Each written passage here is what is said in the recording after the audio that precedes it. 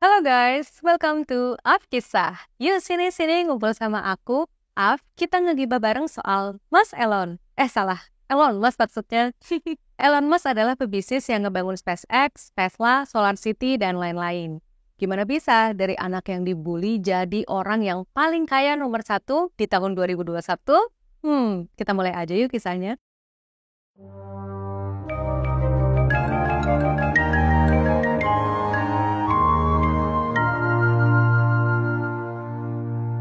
Pada tanggal 28 Juni 1971 di Pretoria, Afrika Selatan, seorang ahli elektromekanika, Errol Musk, bersama istrinya, May Musk, seorang model cantik asal Kanada, melahirkan anak sulung mereka bernama Elon Musk. Elon nantinya bakal punya 2 orang adik, yaitu Kimball dan Tosca. Nah, keluarga Musk ini adalah salah satu keluarga kaya yang terpandang di Afrika Selatan. Jadi bisa dibilang, Elon Musk ini ya privilege. Sayangnya pada tahun 1979, kedua orang tua Elon bercerai. Elon dan Kimball diasuh sama ayahnya, sedangkan Tosca diasuh sama ibunya. Sejak kecil, Elon udah suka banget sama fisika dan teknologi. Di usianya yang ke-10 tahun, Elon nabung untuk beli komputer pertamanya, Commodore VIC-20, lalu dia mulai serius mempelajari teknik komputer. Di usianya yang ke-12 tahun, dia berhasil membuat dan menjual kode programming game ke majalah komputer Blastar dengan harga $500. Meskipun Elon ini udah sukses banget nih sebagai anak kecil, tapi ternyata dia dulunya pernah dibully loh guys. Jadi, dulu Elon ini pernah mengidap sindrom Asperger, yang artinya penderitanya ini kurang bisa mengatur emosi dan kurang bisa berempati. Bukan berarti jahat ya, cuman Elon nih suka bingung aja gitu, kenapa sih orang suka kesel sama dia kalau misalnya ya, dia mengkritik terlalu pedas. Nah, dia tuh benar-benar nggak ngerti kenapa orang bisa kesel sama hal itu. Karena sindrom itu, Elon kecil kesusahan bergaul dan memilih untuk menjalankan hobinya sendirian, yaitu belajar dan ngoding. Di masa kecilnya juga, dia sadar kalau dia tuh sangat passionate sama Internet of Things, energi terbarukan, dan eksplorasi antariksa. Passion dan dedikasinya belajar ngoding lagi-lagi membuahkan hasil. Di usianya yang ke-17 tahun, Elon mengikuti kompetisi ngoding dan berhasil membuat semua jurinya terpana sama hasil codingannya. Di tahun yang sama juga, yaitu tahun 1989, Elon dan Kimball pindah dari Afrika Selatan ke tempat ibunya di Kanada. Selain untuk berkuliah di Queen University di Ontario, Elon juga pindah untuk menghindari wajib militer di Afrika Selatan. Alasannya menghindari wajib militer karena dia tuh nggak suka sama sistem yang menindas kulit hitam atau apartheid di Afrika Selatan saat itu. 2 tahun kemudian, Elon pindah dari Kanada ke Amerika Serikat untuk berkuliah di University of Pennsylvania, dan di situ dia mendapatkan gelar S1 bidang ekonomi dan bidang fisika. Wah, double degree nih guys. Gila, dulu kuliah 1 jurusan aja nih aku tuh kesulitan loh. Ini 2, emang jenius ya. Setelah itu, Elon pindah ke California untuk mengejar gelar PhD bidang fisika terapan di Stanford University. Tapi baru 2 hari kuliah, dia udah drop out guys, karena dia mau menjadi pebisnis. Pada tahun 1995, Elon, adiknya Kimball, dan Greg Cory mendirikan Zip2, sebuah perusahaan software dan web yang menyediakan panduan kota via internet dengan peta petunjuk arah dan Yellow Page. Buat yang nggak tahu, Yellow Page ini tuh kayak kumpulan data atau direktori kontak orang-orang dan badan usaha lah zaman dulu. Intinya, perusahaan ini mau mempermudah perusahaan untuk dapetin data konsumen mereka dan gimana sih caranya menjangkau mereka gitu. Sebagai kontek aja guys, jadi di zaman tahun 90-an, perusahaan berbasis internet itu belum banyak, baru meledaknya di awal 2000-an. Jadi solusi yang ditawarin Zip2 ini ya emang cocok banget dan belum banyak yang nawarin. Makanya banyak angel investor yang mau invest, dan Zip2 juga berhasil mendapatkan kontrak dari 2 perusahaan besar, yaitu Chicago Tribune dan New York Times. Bisa dibilang usaha yang tepat lah ya sama waktunya. Selain itu, perusahaan ini juga mengembangkan ke bidang web hosting, pengembangan web, dan maintenance. Makanya perkembangan Zip2 ini menarik perusahaan komputer Compaq untuk melakukan akuisisi atau dibeli perusahaannya. Lalu pada Februari 1999, Compaq Computer membeli Zip2 dengan harga 305 juta US dollar. Elon yang punya saham di Zip2 mendapatkan 22 juta USD dari penjualan perusahaan itu. Meskipun Zip2 ini termasuk cepat banget suksesnya, bayangin, cuman dalam waktu 4 tahun loh sesukses itu. Tapi kesuksesannya ini ya bukan murni keberuntungan. Tim Zip2 bekerja keras banget. Kalau menurut berbagai interviewnya Elon Musk, dia bilang dia itu harus bergadang setiap malamnya untuk ngoding supaya semuanya lancar. Nggak cuma malam, mereka tuh harus standby setiap saat kalau ada error. Makanya Elon Musk dan tim bahkan harus tidur di sofa kantor. Jadi ya emang dedikasi, kalau dibarengin skill yang terus berkembang, akhirnya bisa membawa kesuksesan sih guys. 10 juta dari hasil penjualan Zip2 dipakai Elon bukan buat beli mansion mewah atau mobil Ferrari guys. Tapi dia pakai buat bikin perusahaan baru bernama X.com pada tahun 1999. Ini bukan Twitter yang berubah jadi X ya. Nah, X.com ini adalah bank online yang diinisiasi Elon Musk, Harry Speaker, Christopher Payne, dan Ed Ho.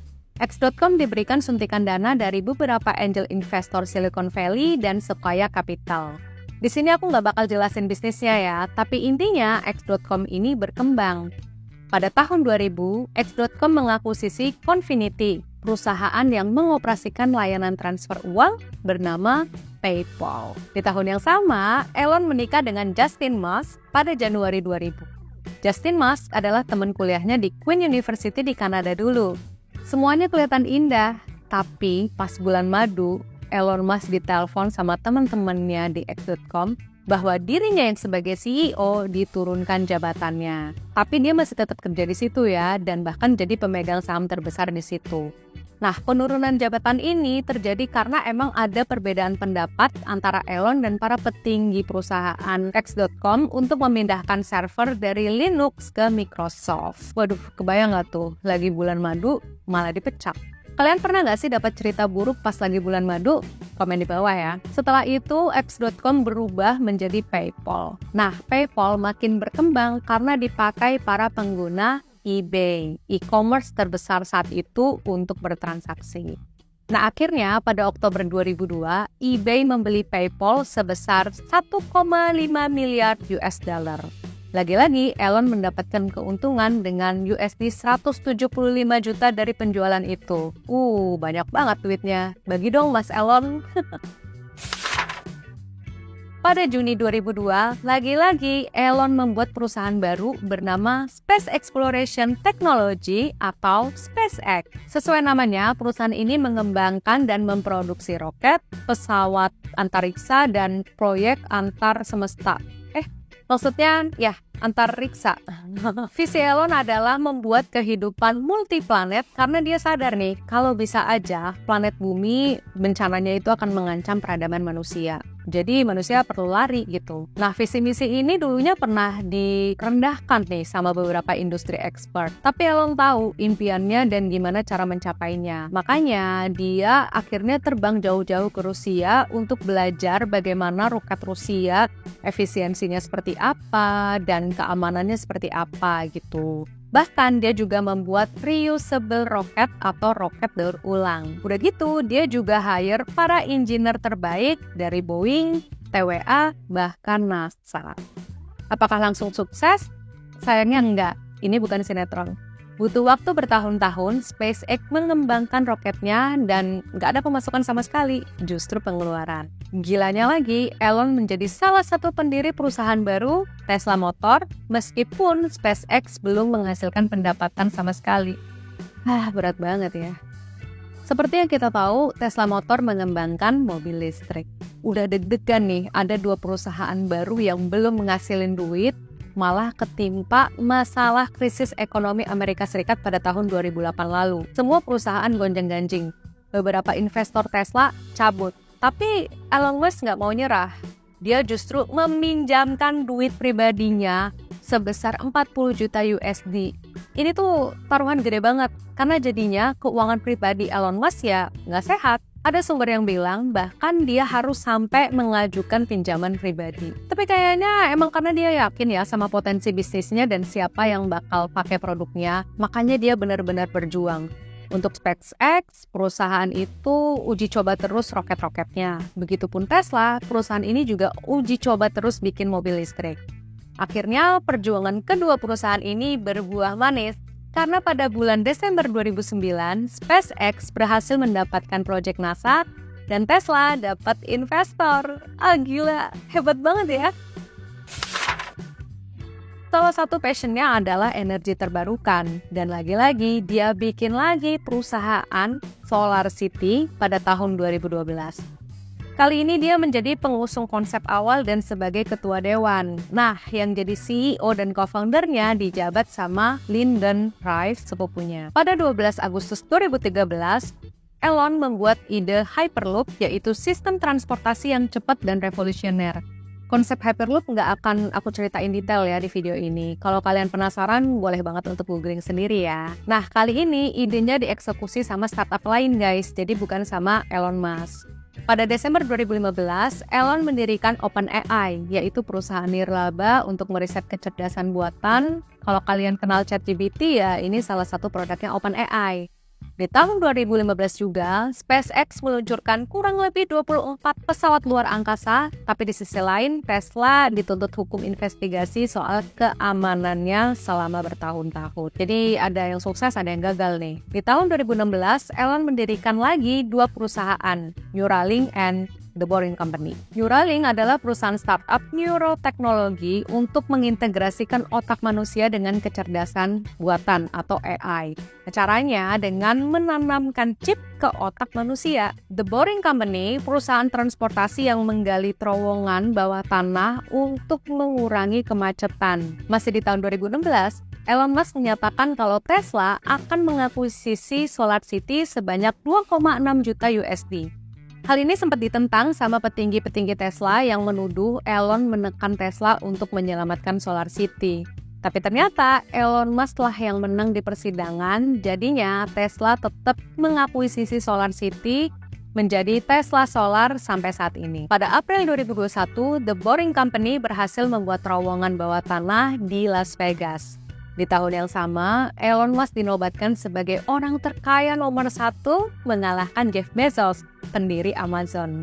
Uniknya nih guys, Elon Musk bahkan mengirimkan plakat silver yang artinya juara 2 ke Jeff Bezos.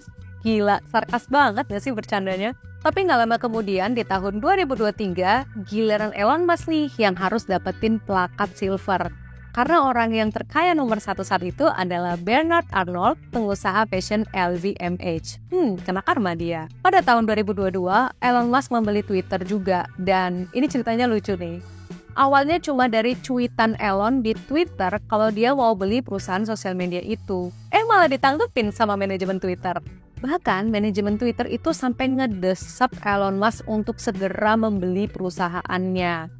Akhirnya di persidangan Elon Musk membeli perusahaan Twitter dengan harga 44 miliar US dollar. Setelah dia membeli perusahaan itu, dia memecat CEO, beberapa petinggi Twitter, dan setengah pekerja Twitter. Lalu dia ngubah namanya dari Twitter jadi X seperti yang kita tahu sekarang. Meskipun Elon Musk sukses banget di bidang bisnis, tapi ternyata Mas Elon gagal berkali-kali di bidang asmara. Seperti yang aku mention tadi di awal, pernikahan pertamanya sama Justin Musk di Januari 2000. Tapi ternyata Justin ngerasa pernikahannya tuh nggak sehat karena Mas Elon ini benar-benar fokus banget sama pekerjaannya. Makanya mereka bercerai pada tahun 2008. Di tahun 2010, Elon Musk jatuh cinta lagi dan akhirnya menikah sama Talulah Riley. Talulah Riley adalah aktris Inggris yang main Pride and Prejudice dan beberapa film lainnya. Tapi uniknya, mereka bercerai di tahun 2012. Terus mereka nikah lagi nih di tahun 2013. Tapi bercerai lagi di tahun 2016. Apakah ini arti dari galau yang sesungguhnya? Ternyata enggak guys, karena alasannya mereka emang hubungannya tuh rumit gitu. Tapi mereka mau mencoba lagi memperbaiki hubungan, makanya mereka nikah di tahun 2013. Tapi ternyata ya memang gagal lagi. So, gimana menurut kalian soal kisah Elon Musk? Apa sih yang kita bisa pelajarin dari kisahnya kali ini? Kalau aku pribadi sih, aku tuh terinspirasi banget ya sama dedikasinya, sama passionnya, dan juga keberaniannya gitu. Oh, sama dia udah tahu mau apa. Jadi tuh dia udah tahu visi atau jangka panjangnya sama misi atau target per jangka pendeknya gitu. Makanya dia bisa bertahan terus-terusan walaupun keadaannya tuh goyah terus.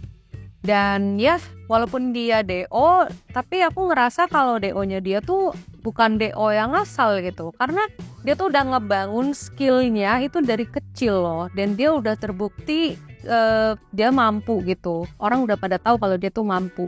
Jadi ya, kalau pendidikan dibilang nggak penting, aku sih nggak setuju ya. Kita harus mengkaji lagi nih kalau memang pendidikan nggak penting. Anyway, thank you for watching. Dan kalau kalian suka sama video ini, boleh banget like, comment, share, subscribe, dan nyalain notifikasinya untuk kalian yang udah support. Thank you banget.